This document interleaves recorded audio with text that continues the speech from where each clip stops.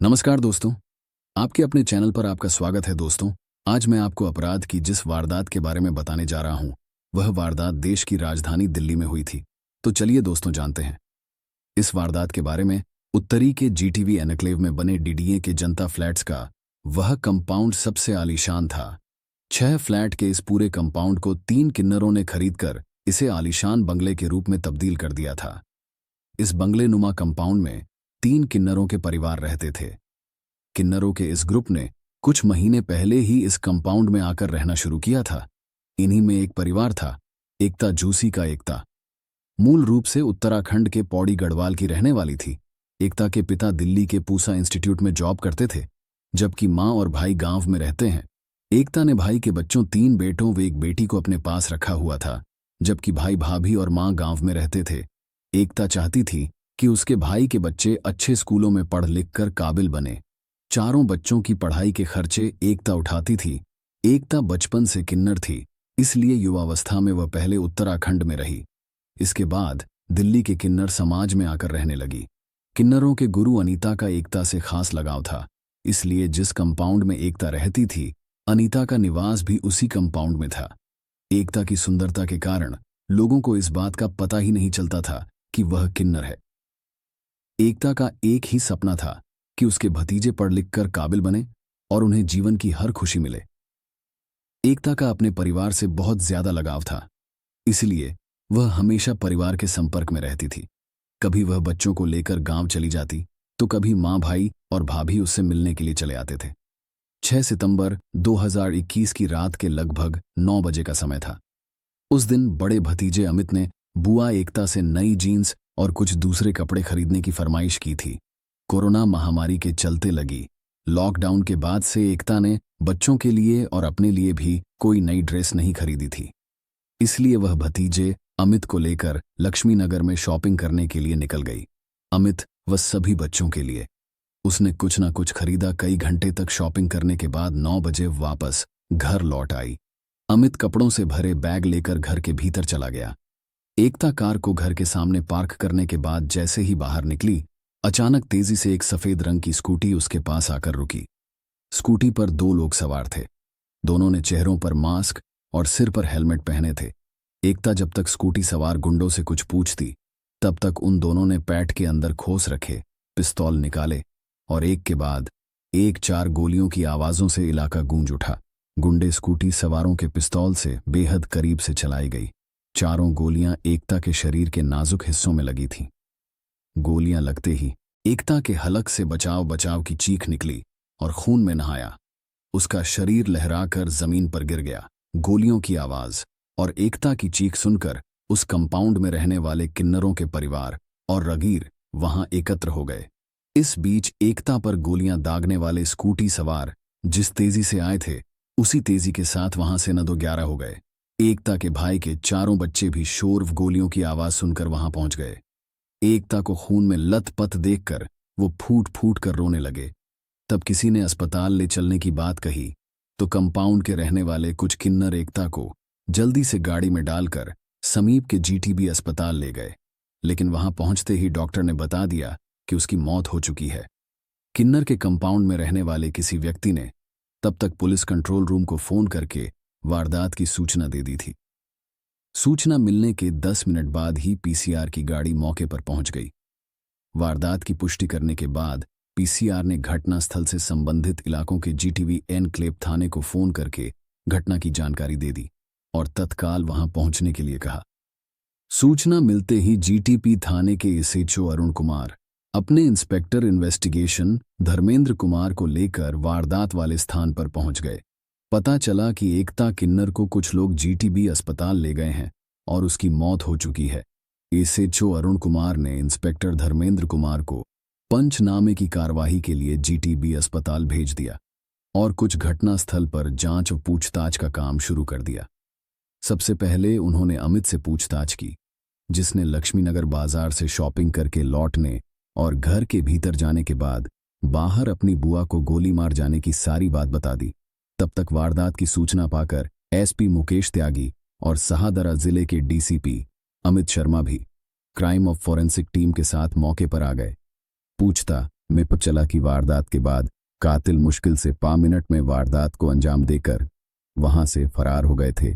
Inspector Dharmendra Kumar भी एकता के सब की जांच पड़ताल और उसके एस की पंचनामे की कार्रवाई करके वापस घटनास्थल पर आ गए थे।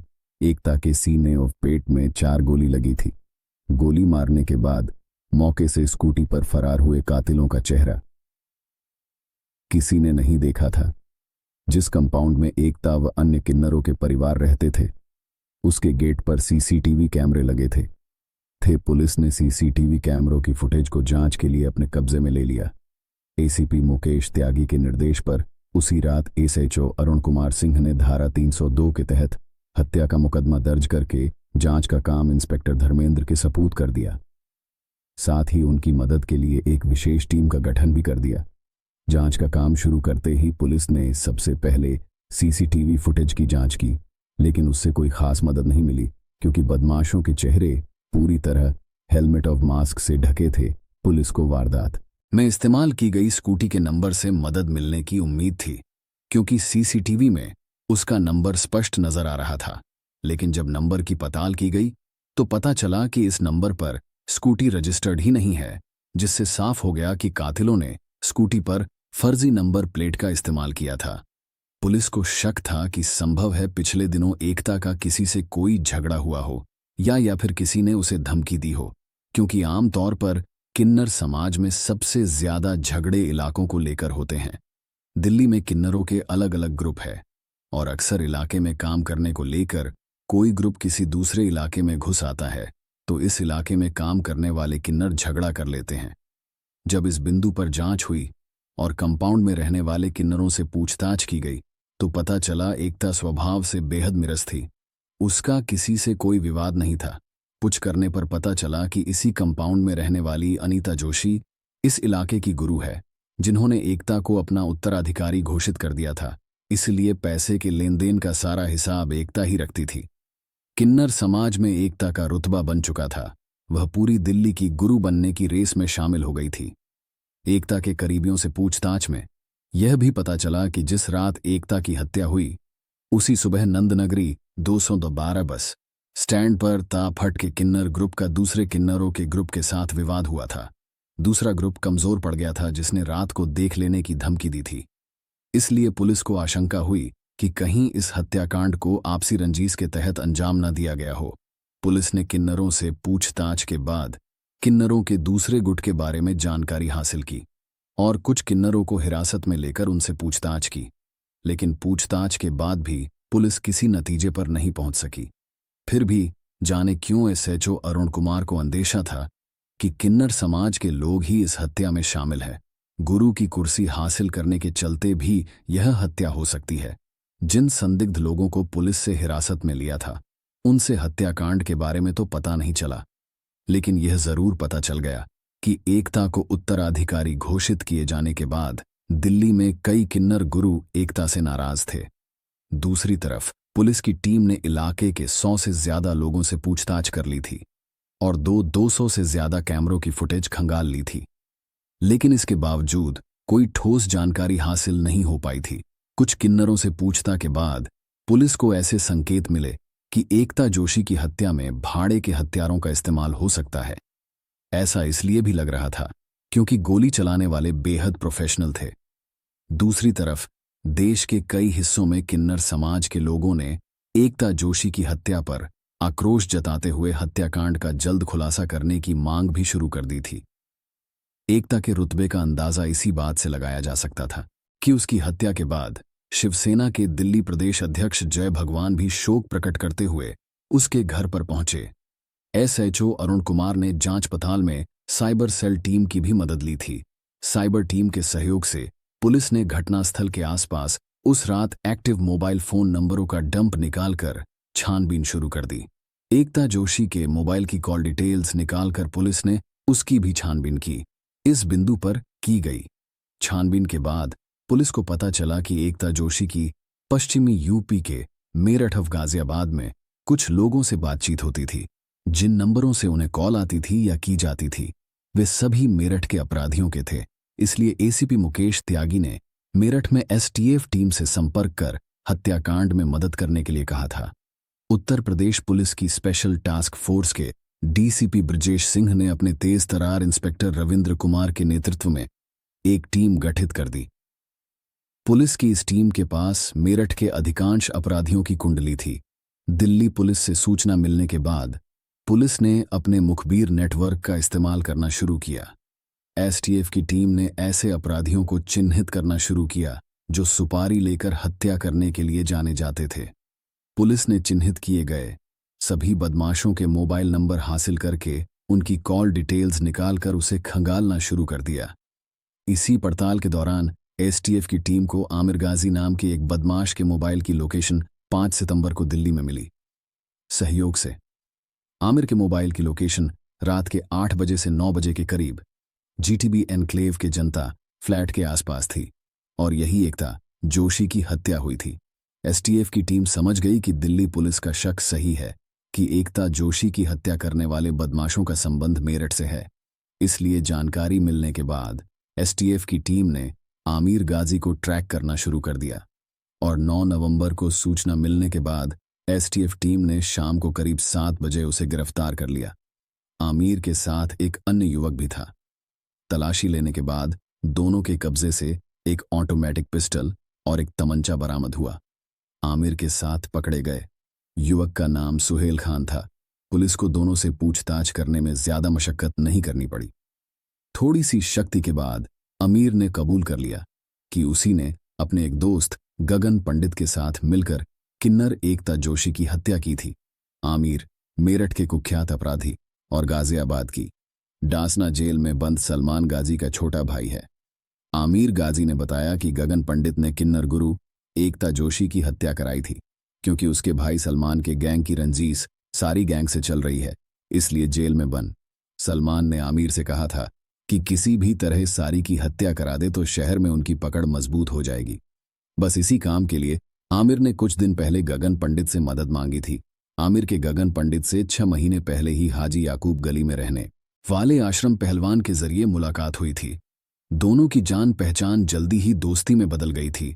3 महीने पहले गगन पंडित ने आमिर से कहा था कि वह पहले दिल्ली के साधारा में जीटीवी अन्नक में एक हत्या करने में उसकी मदद कर दे, तो उसके बाद वह सारी गैंग का खात्मा करने में उसकी मदद करेगा। आमिर ने कह दिया कि वह उसके काम में मदद जरूर करेगा, लेकिन उसके बाद उसे सारी गैंग को खत्म करने में उसकी मदद करनी पड़ेगी। इस बात पर दोनों की ही सहमति बन गई थी। 5 सितंबर 2020 को आमिर मेरठ में था। जब सुबह के वक्त उसके पास गगन पंडित का फोन आया तो उसने बताया कि वह दिल्ली में है। गगन ने उससे कहा, दोस्त, जिस काम के लिए तुम्हें मेरी मदद करनी है उसे पूरा करने का वक्त आ गया है। इसी वक्त दिल्ली चले आओ। मदद लेने से पहले दोस्त की मदद करने का वादा किया था, लिहाजा आमिर उस समय दिल्ली के लिए रवाना हो गया। शाम को 9 के करीब वो दिल्ली पहुंच गया और नंद नगरी में उस जगह पहुंचा जहां गगन ने उसे पहुंचने के लिए कहा था।